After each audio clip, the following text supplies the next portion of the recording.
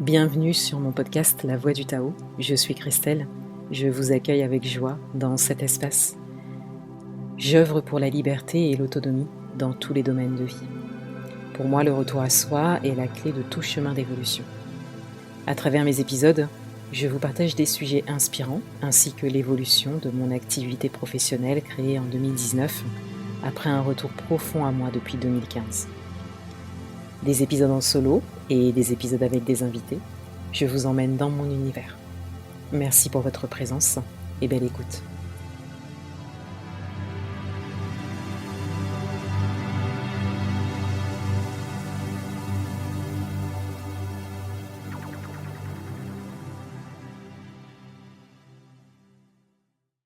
Bonjour et bienvenue dans ce nouvel épisode.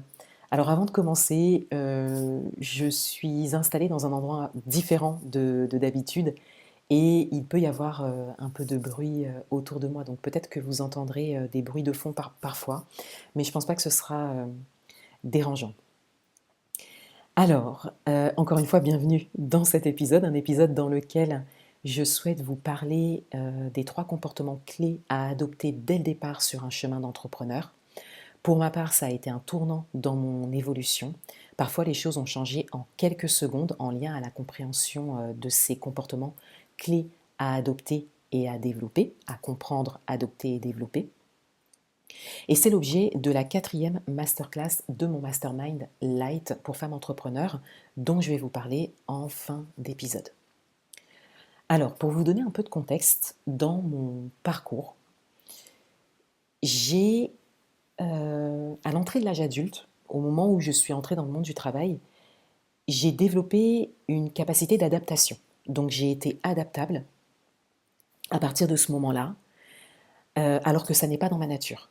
Ça n'est pas dans ma nature de m'adapter en fait à ce qui m'entoure. Ce qui est dans ma nature, moi, c'est de créer. Mais quand je suis entrée dans l'âge adulte et quand je suis entrée dans le monde du travail, et j'ai envie de vous dire quand j'ai commencé vraiment à entrer dans la société, et quand j'ai voulu entrer dans le moule, hein, comme tout le monde, j'ai développé des capacités d'adaptation pour intégrer la société et pour essayer de faire ma vie comme la société le proposait, avec ce chemin, vous savez, ce chemin tout tracé pour tout le monde, ça doit être le même pour tout le monde. Je voulais pas être désagréable, je voulais pas être dérangeante, je voulais pas être un problème en fait. Mais je voyais bien que, aux yeux de la société en tout cas, je ne faisais pas ma vie. Parce que je ne faisais pas ma vie comme la société le proposait. Et de par mes choix, et de par ce que j'étais, de par ce que je dégageais en fait, tout simplement, au contraire, je mettais plus en avant les incohérences de la société puisque je faisais des choix différents. Et notamment le fait de ne pas suivre le chemin tout tracé pour tout le monde, voilà, qui est le même pour tout le monde dans notre société.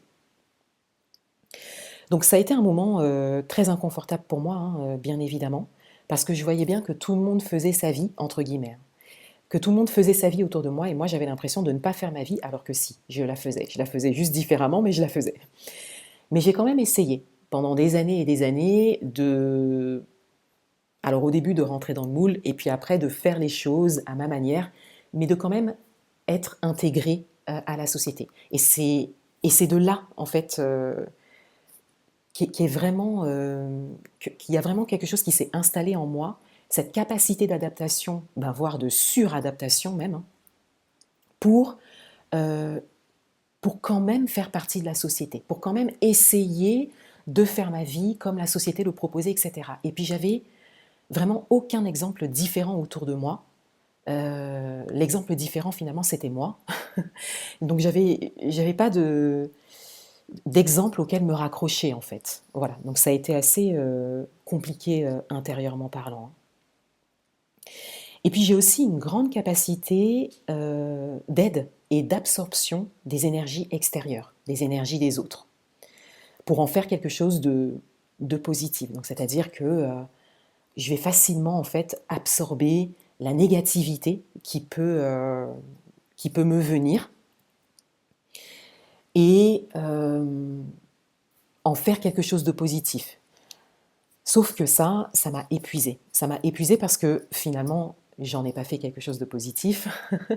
Finalement, ça m'a mené au burn-out parce que bien évidemment, ça a été Ça a été un trop-plein pour moi. J'ai ramassé beaucoup trop de choses négatives euh, sans oser me positionner et quelque part ne pas accepter en fait toute cette négativité qui pouvait me venir. Alors pourquoi je vous parle de ça?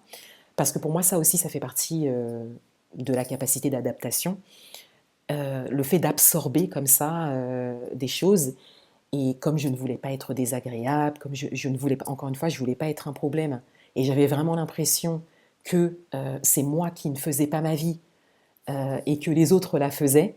Donc, je ne me sentais pas suffisamment forte, suffisamment crédible en fait pour m'affirmer. Voilà, tout simplement. C'est comme si je considérais consciemment et inconsciemment que euh, de par mon exemple de vie, je n'étais pas légitime, voilà, je n'étais pas légitime à porter ma voix en fait, à porter ma voix et à répondre et à partir, enfin plein de choses comme ça.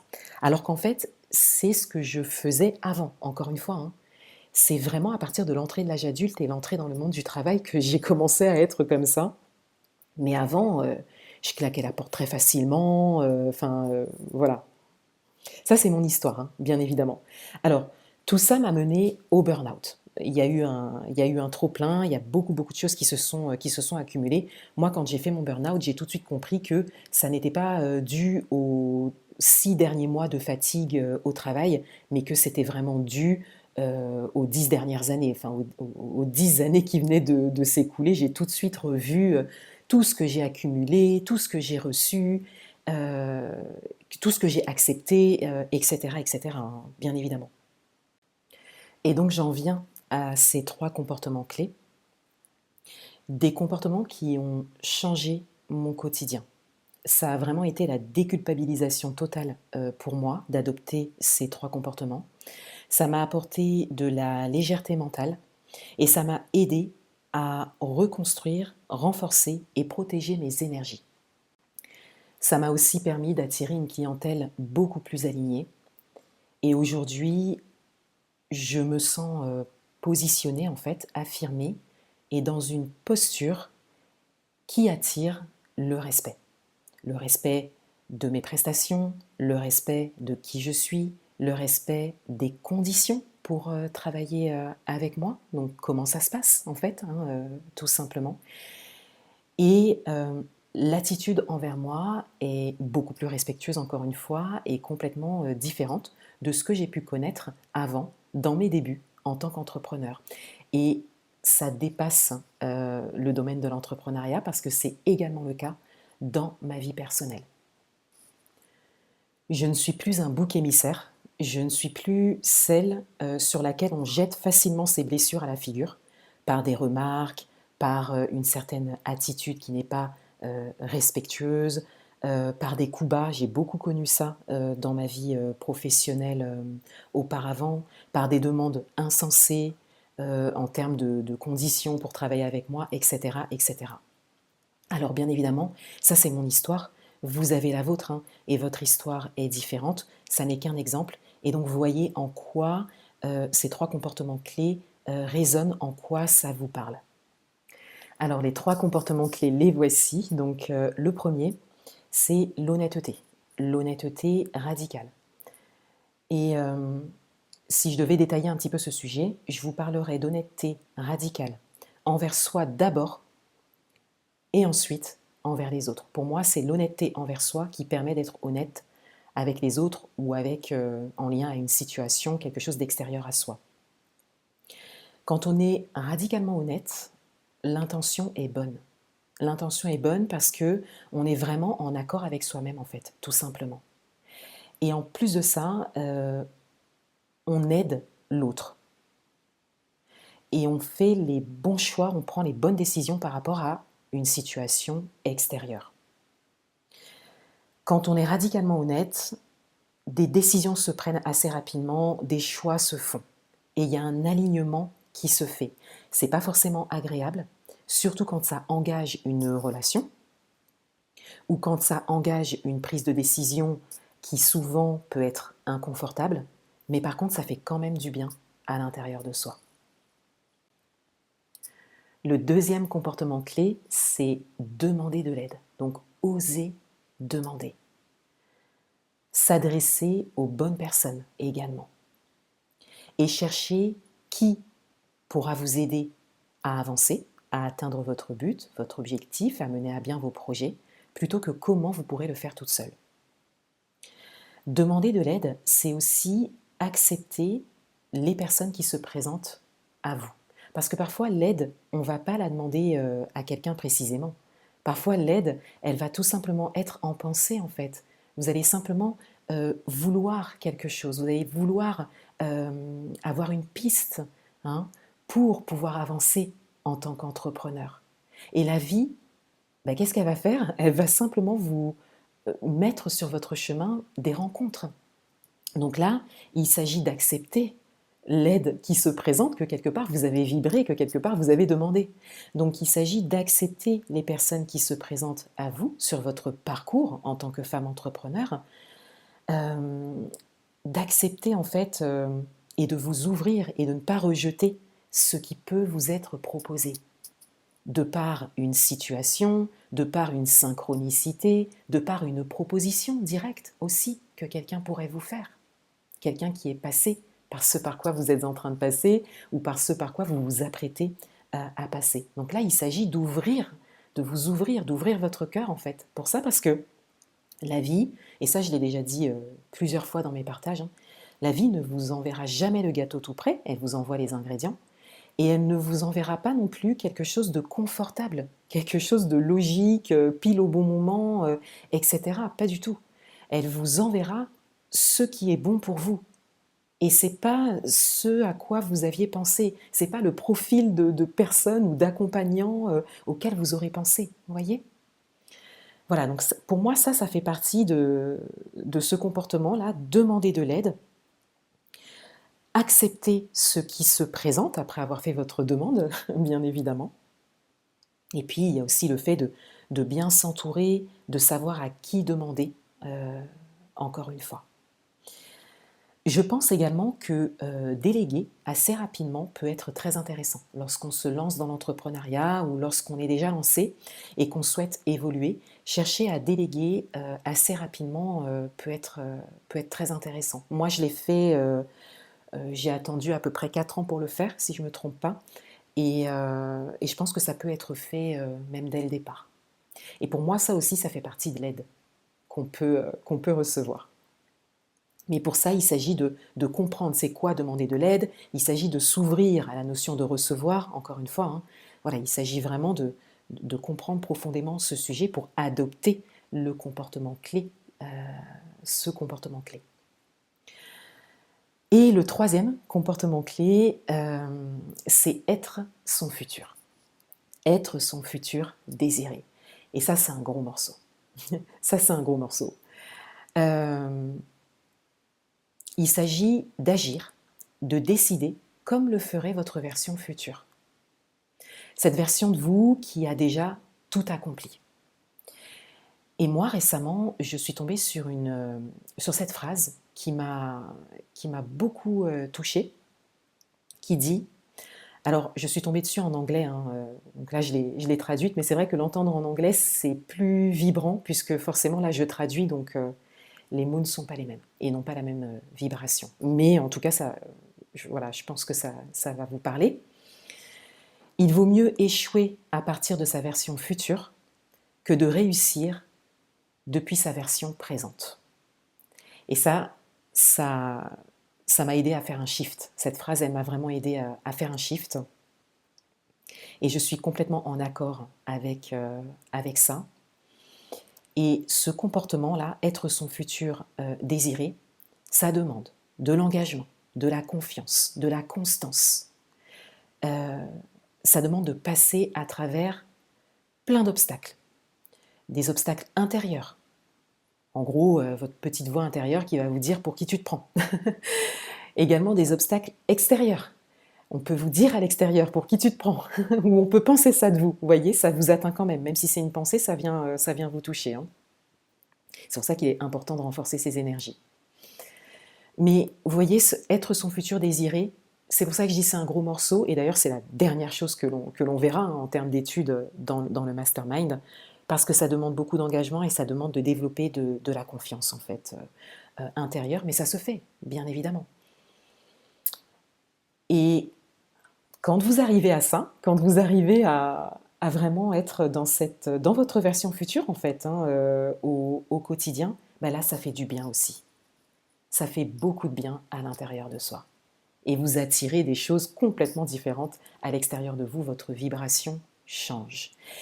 Et c'est sur ce terme que je voulais venir dans cet épisode, puisque ça va être le dernier épisode qui concerne mon Mastermind Light. Avec ce Mastermind, mon intention, c'est bien évidemment de vous aider à vous saisir de sujets clés pour pouvoir vous développer, vous lancer en tant que femme entrepreneur. Mais il y a une intention profonde, et cette intention profonde, c'est de vous faire shifter. C'est de vous faire changer de vibration intérieure. Et tout le mastermind est construit autour de ça. Donc ce mastermind, il est composé donc de 4 masterclass, et je vous invite à revenir sur mes autres épisodes. Il y a un épisode par masterclass. Je vais vous les mettre en lien dans la description de cet épisode. 4 masterclass sur des sujets clés à étudier, dont il faut se saisir pour pouvoir se développer en tant qu'entrepreneur, quand on est déjà entrepreneur ou quand on le projette. Ce mastermind comporte également 4 coachings, 4 séances de coaching de groupe qui sont en lien au masterclass. Et pour chaque masterclass, vous avez un cahier de travail très complet pour aller encore plus en profondeur sur le sujet qu'on aura vu, sachant que chaque masterclass dure 2 heures. Vous avez également un audio de méditation en lien à chaque sujet, donc pour chaque masterclass, que vous pouvez écouter, réécouter autant de fois que vous le souhaitez. Et vous avez également un audio d'affirmation sur chaque sujet. Il y a également un soin énergétique de groupe qui sera fait en direct, donc via Zoom, tout se passe via Zoom avec des replays, donc qui sera fait en direct à peu près à mi-parcours. Et il y a un groupe de soutien pour que nous puissions échanger au quotidien durant ces 5 mois. Donc c'est une vraie bulle pour femmes entrepreneurs et futures femmes entrepreneurs que je suis en train de construire, et j'en suis vraiment ravie. Donc comme je vous disais, c'est le dernier épisode de podcast sur le sujet. Je vais encore vous reparler de ce mastermind, bien évidemment, mais là, vous avez le tarif Early Bird, donc avec une remise de 120 € qui est valable jusqu'au 24 novembre, donc ce week-end, puisqu'à l'heure où je tourne cet épisode, nous sommes le 22. Voilà, donc le tarif Early Bird se termine dimanche. Ensuite, vous pourrez bien sûr vous inscrire jusqu'en début janvier 2025. Donc, je vais venir vous reparler de ce mastermind, bien sûr. Je ne sais pas quand est-ce que je referai ce mastermind. Peut-être en 2026, voilà. Mais pour l'instant, les choses ne sont pas actées, ne sont pas posées. Pour l'instant, je vis vraiment cette première édition. C'est un accompagnement de 5 mois. Donc, on passe quasiment la moitié de l'année 2025 ensemble, donc je souhaite vraiment le vivre en conscience avant de pouvoir dire si je le referai.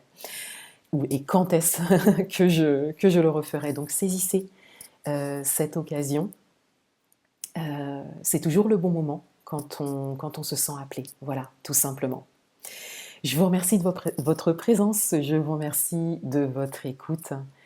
Et je vous dis à bientôt pour un prochain épisode. Au revoir. Merci pour votre écoute. Je vous invite à partager l'épisode s'il vous a plu, à suivre le podcast et à laisser un avis 5 étoiles. Vous pouvez me retrouver également sur mes réseaux sociaux, Instagram, Facebook et Telegram, @toutes-nos-couleurs. Et si vous souhaitez aller plus loin, consultez le lien en description de l'épisode pour voir les détails de mes programmes, accompagnements et formations. À bientôt.